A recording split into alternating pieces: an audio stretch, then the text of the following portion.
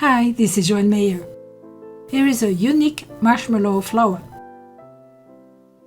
Take a white lollipop stick and wrap it with green floral tape. Halfway through, place an artificial green leaf. Place chocolate pieces in a microwave-safe container and heat it for 30 seconds on half power.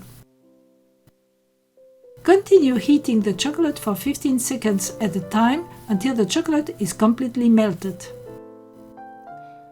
Push a large marshmallow on top of the stick and dip the top of the marshmallow in the chocolate.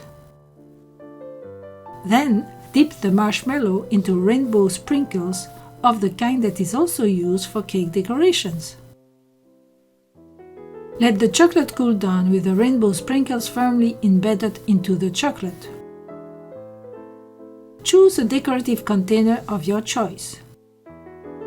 Place some florist foam or styrofoam in that container. Cover with green tissue paper and then plant each of the marshmallow flowers in the foam. It makes a lovely presentation for Easter, Valentine's Day, a baby shower, or any other occasion. Visit the Anima Plates website where you will find hundreds of fun and educational projects. Have fun and see you soon!